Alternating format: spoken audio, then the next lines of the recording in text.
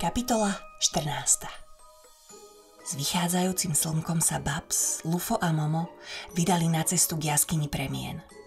Zamierili do hustého lesa, ktorý sa postupne menil. Medzi stromami sa kdetu objavil aj kúsok trávy a cez konáre stromov prenikalo stále viac a viac svetla. Cesta im ubiehala pomaly. Nikto po celý čas nepovedal ani slovo. Iba Lufo si každých pár minút nahlas a významne povzdychol.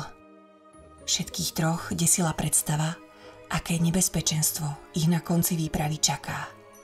So zapadajúcim slnkom dorazili k veľkému zelenému jazeru. Jeho hladinu i odľahlé brehy zahaľoval hustý biely opar. Lufo vytiahol jednu zo svojich máp a ukazoval. Teraz sme tu, na západnej strane jazera. Musíme prejsť na severný breh, kde by mal byť vodopád a pri ňom je jaskyňa premien. Cez hustú hmlu nedovideli ani na meter. Iba stále silnejúci hukot vodopádu im prezrádzal, že idú správnym smerom. Napokon zastali na okraji vysokého útesu a s úžasom sledovali, ako sa z neho voda rúti hlboko pod nich, do rozvírenej rieky. Tu niekde by to malo byť, povedal Lufo a začal prehľadávať krajinu okolo. Pomôžte mi odhrnúť ten mach, kde si pod tým všetkým bude vstup do jaskyne. Chvíľu na to Momo odsunul veľký sivý kameň a na jeho mieste sa objavila široká puklina v zemi. Postupne sa roztvárala do tmavého, prudko klesajúceho tunela. Zídem dolu na skejte a zistím, či je to tam bezpečné, prehovorila Babs. Počkajte na moje znamenie a potom prídite. Vyskočila na skejt a vletela do podzemného tunela. Zo stien na ňu kvapkali kvapôčky studenej vody a čím hlbšie schádzala, tým citeľnejšia jej bola zima. Napokon ledva dokázala premrznutými nohami ovládať skejt. Veď tu za chvíľku zamrznem. To klesanie je nekonečné. Mala by som sa vrátiť. No v tom sa tunel zatočil a ona sa ocitla vo veľkej kruhovej miestnosti. Jej stred zdobil pník, kedysi určite prekrásneho stromu. Odtiaľ sa cesty rozdeľovali. Na konci jednej z nich uvidela tlmené svetlo, ktoré neustále striedalo farby dúhy. Vybrala sa tým smerom a zastala pred prazvláštnou miestnosťou. Na jej strope žiarili tisíce malých bodiek. Z každého svetielka sa spúšťali tenké lepkavé vlákna. Okrem tých tam nebolo nič, iba stará pokazená fontána. Fíha, ozval sa za jej chrbtom Lufo. To by ma zaujímalo, kde sa tu zobralo toľko tých svetielok. Mali ste čakať na moje znamenie, prevrátila očami dievčina. Nekričala si, tak sme vedeli, že je to v pohode. Chechtal sa malý čierny tvor. Babs sa otočila a náhle pocítila, ako sa jej po celom tele rozpína príjemné teplo. To pôsobil Lufov rozmrazovač. Vďačne sa na ňo usmiala a natiahla premrznuté prsty k plamienku na náramku. A Momo je kde? Zadívala sa na stranu tunela, odkiaľ prišla. Takmer v zápätí do nej s jemným žuchnutím dopadla veľká chlpatá gula. Už vidím, pousmiala sa a zakývala na bambúcha, ktorý zo seba oprašoval mokrú hlinu. Všetci traja stáli na prahu miestnosti a pozorne skúmali každý jej centimeter. Odrazu sa vo fontáne zablisla sklenená fľaštička. Momo sa nervózne zavrtel a už vkročil do miestnosti, no Babs s Lufom ho stiahli späť. Momo, radšej nás počkaj tu pri dverách, povedal Lufo. A tie nitky sa mi nepáčia. Nebolo by dobre, keby si sa do nich zamotal. Neboj, my ten prášok prinesieme. S tými slovami spravili Lufo a Babs niekoľko opatrných krokov do miestnosti. V mrazivom tichu bolo cítiť nebezpečie. Obaja boli pripravení použiť svoje obranné náramky. Stačil by ten najmenší pohyb alebo ten najtichší zvuk a vypálili by z nich smršť ľadu a ohňa. V tom všetky svetielka s tichým zapraskaním zhasli a miestnosť pohltila temnota. Čo sa to deje? zašepkala Babs a srdce sa jej od strachu rozbušilo ako divé. Lufo neodpovedal a ani nezapálil oheň na svojom rozmrazovači. Len si priložil prst na pery a spravil tiché pst. Na to sa za nimi ozvalo výhražné zavrčanie. To je Zelda, zastomnal vydesene. Kto? Nechápala Babs.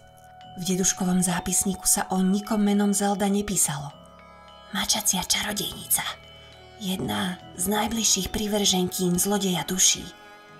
Šepkal Lufo ako najtižšie vedel. Preto sa neskryjeme. Jej oči vidia v tme, hmle a aj v tom najjasnejšom slnku. Z opačnej strany jaskyne k ním doliehal jedovatý smiech. Z tmy sa pomaly vynárala tmavá postava. Spopod kapucne čiernych šiat na nich svietili dve zelené mačacie oči. Čo sa tam tak krčíš, Lufko? Snad sa nebojíš, veď si jeden z nás. Ozvala sa nepríjemným hlasom Zelda. Och, počkaj, takmer by som zabudla, ty si predsa nášho pána zradil.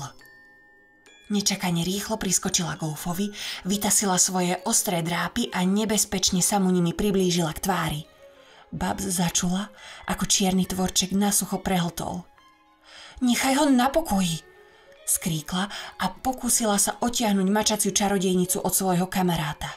No tá sa šikovne pretočila a udrala dievčinu takou silou, že sa Babs neudržala na nohách a preletela až k fontáne. Zelda v záchvate hnevu a zúfalstva držala Lufa pod krkom a nahlas kričala. Zlodej duší si teraz na nás všetkých vybíja zlosť. Kvôli tebe ma pripravil o všetku moju moc. A teraz si sem prídeš akoby nič? Ty hlupák, ani netušíš, čo je toto za miesto však? Aké mocné sily sa tu nachádzajú. S dlhým hrdelným smiechom sa od neho odvrátila. To ťa už ale nemusí dlho trápiť. Prišli ste ako na zavolanie. Ty a toto malé čudo budete dokonalá obeta pre svetlonožky, ktoré mi prinavrátia silu. S tými slovami vyvrátila oči ku stropu a začala odriekavať magické zaklínadlo. Na strope sa postupne rozsvecovali malé farebné bodky. Svetlonožky opäť ožívali, aby si vzali svoje obetné dary. V miestnosti sa ochladilo tak veľmi, že sa steny premenili na ľad.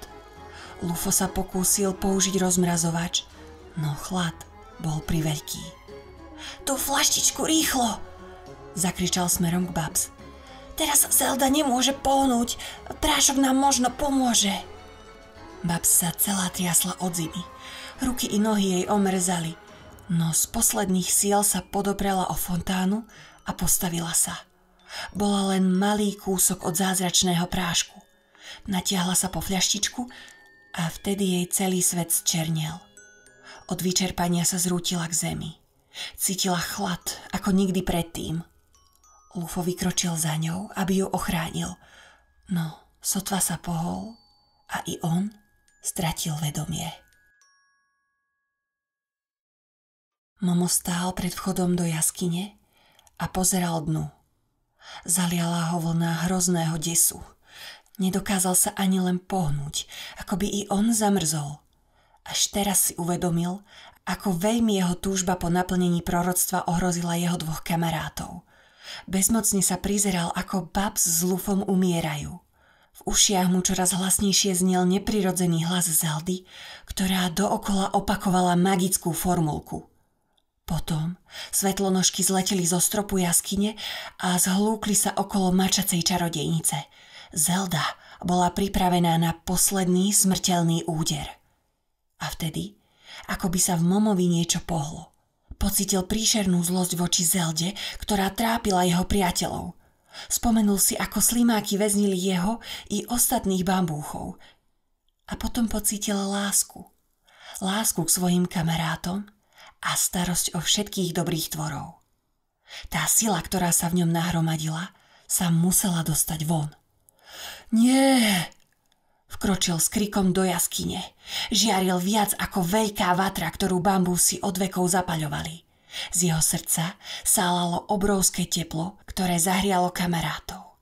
A svetlonožky aj so zlou mačacou čarodejnicou roztopilo na kaluš striebornej ortuti. Babs sa na chvíľu prebrala a otvorila oči. Akoby cez hrubú clonu uvidela dohasínajúce svetlo, ktoré sa šírilo z momovho bieleho tela. Vedela, že nebezpečenstvo pominulo. Pozrela sa na flaštičku, ktorú v poslednej chvíli stihla vytiahnuť z fontány. Bola prázdna. Zázračný prášok v nej nebol. A oni riskovali zbytočne.